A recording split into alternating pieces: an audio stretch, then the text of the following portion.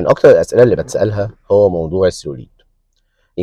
يمكن ما فيش يوم بيعدي الا وبشوف حد من المرضى اللي بيجوا لي او بيزوروني وبيسالني عن موضوع السيروليت، وقد ايه ان هي مشكله مضايقاها جدا، وانها نفسها تتخلص من قصه السيروليت ده. طيب، قبل ما ندخل في قصه هو السيروليت ده بيتعالج ولا ما بيتعالجش، ولو بيتعالج ازاي، انا بحس كده ان الناس اصلا مش فاهمه يعني ايه سيروليت. يعني ممكن تقول انها عندها سيلوليت وهي ما عندهاش، لانها مش فاهمه يعني ايه سيلوليت. هي شايفه ان في اكسبريشن بيتقال كتير قوي، فهي اختلط عليها الامر، فهي متخيله ان عندها سيلوليت.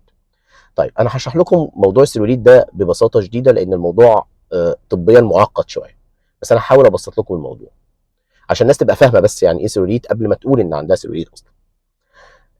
احنا من اكتر الاماكن اللي بيحصل فيها سيلوليت عند الستات، هو غالبا طبعا بيحصل اكتر عند الستات، اكتر مكان بيحصل عندهم فيه سيلوليت هو الفخذين. طيب، لو جينا افترضنا ان الدايره دي عباره عن الفخذ، تمام. الفخذ ده بيبقى فيه جلد، نعتبر ده الجلد، وفي طبقه دهون في النص اللي هي الدايره دي، وبعد كده القاعده دي عباره عن العضله، يبقى فيه جلد وفيه دهون وفيه عضلات. طيب، لما بيحصل سيلوليت ايه اللي بيحصل؟ بيبقى المنطقه دي فيها دهون، ففي كميه دهون موجوده في الدايره دي، بيبقى فيه زي حواجز ليفيه، خيوط ماسكه في الجلد من اسفل الجلد من فوق من عند الفخذ، والخيوط دي ممتده لحد العضله من تحت. الخيوط دي بتتشد، بتبقى مشدوده قوي، فلما بتتشد بتقصر، فلما بتقصر بتخلي الدهون تطلع قدام وتطلع ورا، ويبقى الحته اللي في النص اللي الخيط شددها دي نازله لتحت، فيبقى الجلد متموج. تمام.